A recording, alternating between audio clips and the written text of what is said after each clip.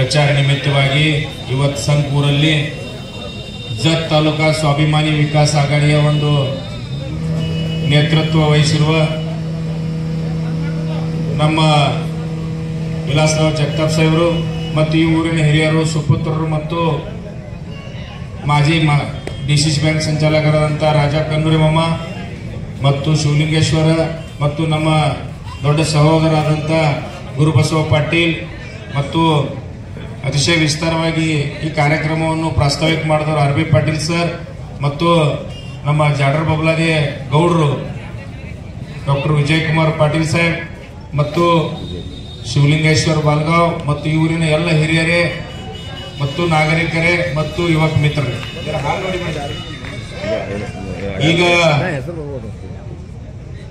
2024 ವಿಧಾನಸಭಾ ಇಲೆಕ್ಷನ್ ಸಂದರ್ಭದಾಗ ಭಾರತೀಯ ಜನತಾ ಪಕ್ಷ ಏನ್ ಅನ್ಯಾಯ ಮಾಡ್ಯದ, ನಮ್ಮ ಕಡೆ ಏನ್ ದುಡ್ಸದ, ಇದು ಎಲ್ಲ ಆರ್ ಬಿ ಪಾಟೀಲ್ ಸಾಹೇಬ್ರು ಹೇಳ್ಯಾರ ಮತ್ತು ಧರೇಶ್ವರ್ ಚೌಗುಲಿ ಅವ್ರು ಹೇಳ್ಯಾರ.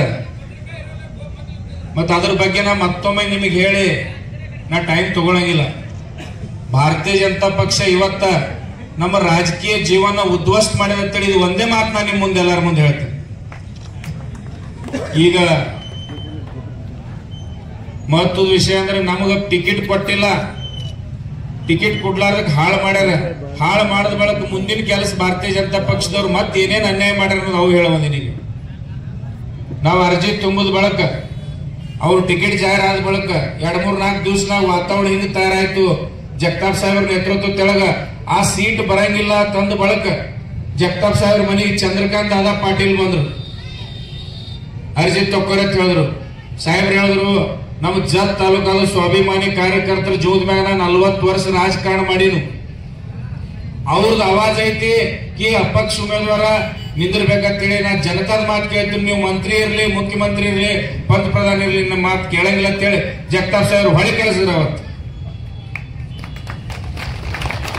ಅದು ಆದ ನಂತರ ಸ್ವತಃ ಫಡ್ನವೀಸ್ ಸಾಹೇಬ್ರು ನನಗೂ ಫೋನ್ ಮಾಡಿದ್ರು, ಜಗತಾಪ್ ಸಾಹೇಬ್ರಿಗೆ ಫೋನ್ ಮಾಡಿದ್ರು, ನಿಮಗೆ ಕೋಲ್ಹಾಪುರಕ್ಕೆ ನಾವು ವಿಮಾನ ಕಳಿಸಿನು, ನೀವು ಅರ್ಜೆಂಟ್ ಬರ್ರಿ.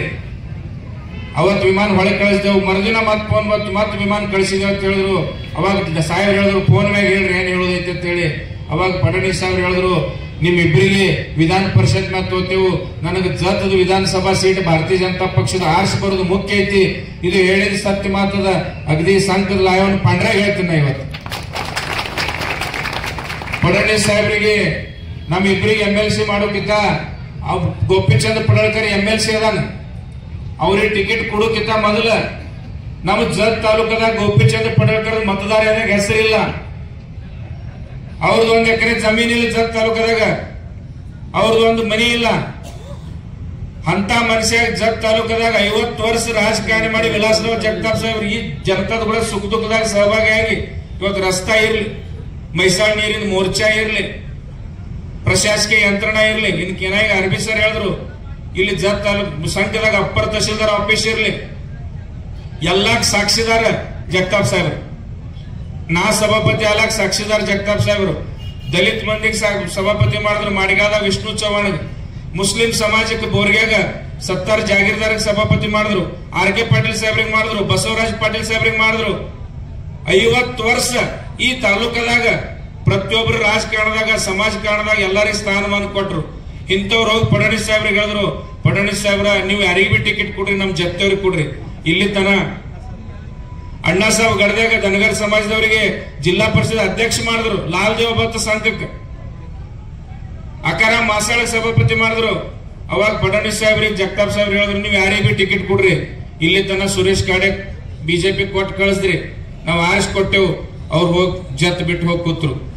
ಇವತ್ತು ಪಾಲಕ್ ಮಂತ್ರಿ ಆದ್ರೂ ಜತ್ ಕಡೆ ನೋಡ್ಲಿಲ್ಲ.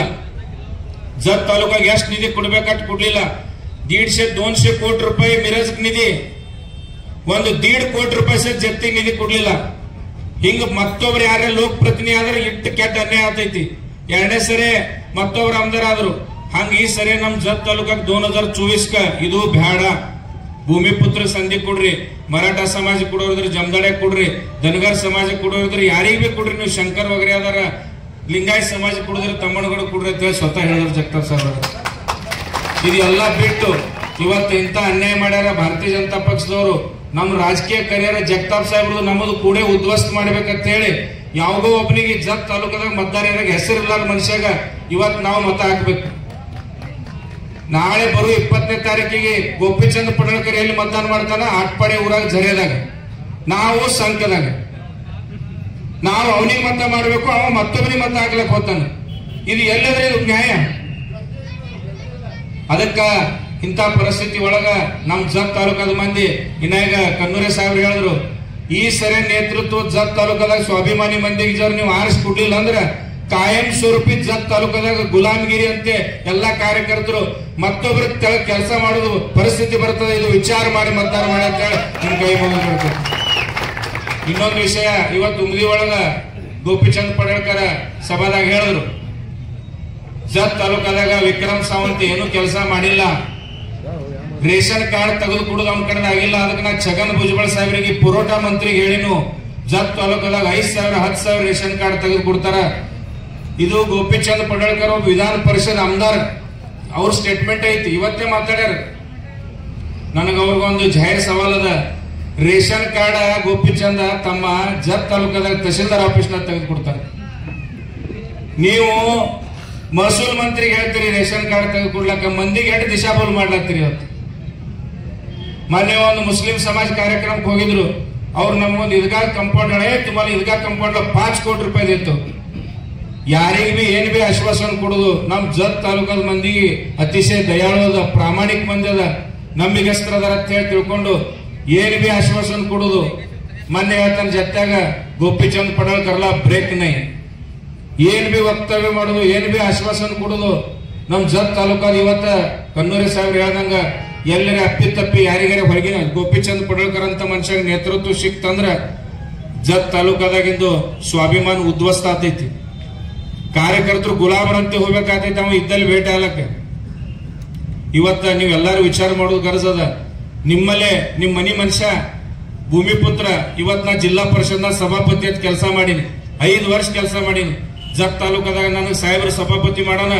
ಜಿಲ್ಲಾ ಪರಿಷತ್ ಸಾಲಿಗಳು ದರ್ಜಾ 200 ಗಟ್ಲೆ ಸಾಲಿ ಬಾಂಧಕಾಮ ಆಗ್ಯಾವ, 250 ಗಟ್ಲೆ ಸಾಲಿ ಇಮಾರತಿ ರಿಪೇರಿ ಆಗ್ಯಾವ, 3-4 ಆರೋಗ್ಯ ಕೇಂದ್ರ ಆಗ್ಯಾವ, ಪ್ರಾಥಮಿಕ ಆರೋಗ್ಯ ಕೇಂದ್ರ, 9 ಉಪಕೇಂದ್ರ ಆಗ್ಯಾವ. ಜವಳ ನಾ ಸಭಾಪತಿ ಆಗ 40 ಕೋಟಿ ರೂಪಾಯಿ ನಿಧಿ ಸಭಾಪತಿ ಆದ ನಾ ಜತ್ ತಾಲೂಕಕ್ಕೆ ತಂದೀನಿ. ನಾ ಯಾವಾಗೂ ದೊಡ್ಡ ಸ್ಥಾನ ಹೇಳಿಲ್ಲ. ನಾ ನ್ಯಾಷನಲ್ ಹೈವೇ ಮ್ಯಾಗ ರೋಡ್ ಸೇಫ್ಟಿ ಕೌನ್ಸಿಲ್ ಡೈರೆಕ್ಟರ್ ಆದ ಕೂಡಲೇ 10 ಕೋಟಿ ರೂಪಾಯಿ ನಿಧಿ ತಂದೀನಿ. ಒಂದು ಲೋಗಿಯಿಂದ ಮಾಡಿಗಾಡ್ ರಸ್ತಾ, ಒಂದು ನಮ್ಮ ದಿನರಾಜ್ ವಾಗ್ಮರೆ ಸಾಹೇಬ್ರ ಬಾಗೇವಾಡಿಗಿಂದ ಕಂಟಿ ಕಡೆ ಹೋಗೋದು 5 ಕೋಟಿ ರೂಪಾಯಿ. ನಾವು ಯಾವಾಗೂ ದೊಡ್ಡ ಸ್ಥಾನ ಹೇಳಿಲ್ಲ. ನಮ್ ಕರ್ತವ್ಯ ಅದ. ಯಾವ ದಿವಸ ನಾವು ಪದ ಮ್ಯಾಗ ಹೋಗ್ತೇವೆ, ಪ್ರತಿಯೊಂದು ಕೆಲಸ ಮಾಡೋದು ಕರ್ತವ್ಯ ಅದ. ಜಾಹೀರಾತ್ ಮಾಡೋಕ್ಕಿಂತ ಜಗತಾಪ್ ಸಾಹೇಬ್ರು ಇಡೀ ಜತ್ ತಾಲೂಕದಾಗ ಅವರು ಆಮದಾರ ಇದ್ದಕ್ರ ಸುಮಾರು 5,000 ಕೋಟಿ ರೂಪಾಯಿ ತಂದಾರ. ಎಂದೂ ಅದ್ರದ್ದು ಉಪಕಾರ ಹೆಚ್ಚಿಲ್ಲ ಜತ್ ತಾಲೂಕಕ್ಕೆ. ಇವತ್ತ ಒಂದ್ ಏನಾರ ಆಯ್ತಂದ್ರ ಅದು ಮಾಡ್ಯಾರ, ಅದಕ್ಕೆ ರಗೆ ಜಾಹೀರಾತ್. ಇಂಥ ಡಂಬಾಚಾರ ಉಮೇದುವಾರಗ ನಾವು ವಿರೋಧ ಮಾಡೋದಂದ್ರೆ ಅದಕ್ಕ ನಮ್ಮ ಜನರಿಗೆ ನಾವು ಪ್ರಬೋಧನ ಮಾಡ್ಲಿಲ್ಲ, ನಾವು ಒಂದು ಸಕ್ಷಮ ಪರ್ಯಾಯ ಕೊಡ್ಲಿಲ್ಲ ಅಂದ್ರೆ ನಾ ಇಲಾಜ್ ಜತ್ ತಾಲೂಕ ತಪ್ಪ ಮನುಷ್ಯರ ಕೈಯಾಗ ಅಧಿಕಾರಕ್ಕೆ ಹೋಗ್ತೈತೆ ಅಂತ ಹೇಳಿ ಇವತ್ತು ಜಗತಾಪ್ ಸಾಹೇಬ್ರು ನನಗೆ 3ನೇ ಪರ್ಯಾಯ ಅಂತ ಹೇಳಿ ನಿಮ್ಮ ಮುಂದೆ ತಂದಿಟ್ಟಾರ. ಒಂದು ಕಡೆ ವಿಕ್ರಮ್ ಸಾವಂತ ಲವಂಗಾದಾಗ ಜಮೀನ್ ತೋತಾರ, ಕಾರ್ಖಾನೆ ತೆಗಿತೀರ ಅಂತ ಹೇಳ್ತಾರ. 10 ವರ್ಷ ಆಯ್ತು ಮಂದಿದು ಕಮ್ಮಿ ರೇಟ್ನಾಗ ಜಮೀನ್ ತಗೊಂಡ ವಿಕ್ರಮ್ ಸಾವಂತ. ಇವತ್ತು ಒಬ್ಬ ಮಾನಿ ಅಂತ ಹೇಳಿ ಮನುಷ್ಯ ಬೈಟ್ ಕೊಟ್ಟಾನ. ಬೈಟ್ ಕೊಟ್ಟು ಏನ್ ಹೇಳಿದ್ರು, ನಮ್ ಜಮೀನ್ ತೊಗೊಂಡ್ರಿ ನಮಗ್ ಫಸಾಸಿದ್ರು, ನಮಗ್ ನೌಕರಿ ಹಚ್ತೀನಿ ಅಂದ್ರು. ನಮ್ದು ಅತಿ ಕಮ್ಮಿ ಕಿಮ್ಮತ್ನಾಗ ವಿಕ್ರಮ್ ಸಾವಂತ್ ಜಮೀನ್ ತೊಗೊಂಡ್ರು. ಆ ಜಮೀನ್ ತಾಬೇದಾರ್ ತೊಗೊಂಡ್ರ, ಕಾರ್ಖಾನೆನೂ ಅಲ್ಲಿಲ್ಲ, ನಮ್ಮ ಮಕ್ಳು ನೌಕರಿನೂ ಅಲ್ಲ. ಹಿಂಗ ಭ್ರಷ್ಟಾಚಾರ ರಹಿತ ವಿಕ್ರಮ್ ಸಾವಂತ್ ಏನು ಕೆಲಸ ಮಾಡಿಲ್ಲ. 3 ವರ್ಷ ನಾ ರಾಜೀನಾಮೆ ಕೊಡ್ತೀನಿ, ನೀರು ತಂದಿಲ್ಲ ಅಂತ ಹೇಳ್ದ. 3 ವರ್ಷ ಅಲ್ಲ 5 ವರ್ಷನಾಗ ಎಲ್ಲಿ ನೀರು ತರಲಿಲ್ಲ. ಅಂತ ಭ್ರಷ್ಟಾಚಾರ ನೇತ ವಿಕ್ರಮ್ ಸಾವಂತ ಒಬ್ಬ ಉಮೇದಾರ ಅದನ್ನ. ಒಬ್ಬಂತರು ನಮ್ಮ ಮತದಾರ ಯಾದಿಗೆ ನಮ್ಮ ಜನ್ಮಭೂಮಿಗೆ ಏನೂ ಸಂಬಂಧ ಇಲ್ಲ, ಒಂದು ಅತಿಶಯ ಬೋಗಸ್ ಉಮೇದ್ವಾರ ಪಡಳ್ಕರ.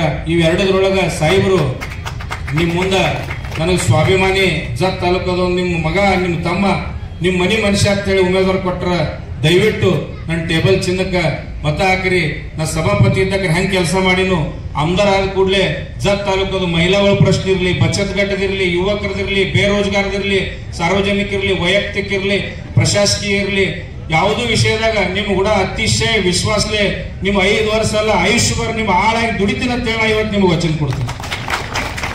ಅದಕ್ಕೆ ಇದು ಒಂದು ಸಮಯ ಬಂದದ ಸ್ವಾಭಿಮಾನ ತೋರಿಸೋದದ. ಜತ್ ತಾಲೂಕಾ ಸ್ವಾಭಿಮಾನ ಬರೀ ಸಾಂಗ್ಲಿ ಜಿಲ್ಲಾದಾಗಲ್ಲ ಮಹಾರಾಷ್ಟ್ರನಾಗ ತೋರಿಸ್ಕೊಡ್ರಿ. ಇದು ಅಪಕ್ಷ ನಿವಡ್ನೂಕ್ ಆರಿಸ್ಕೊಂಬರಿ ಅಂತ ಹೇಳಿ ನಿಮ್ಗೆ ವಿನಂತಿ ಮಾಡಿ ನಾನು 2 ಮಾತು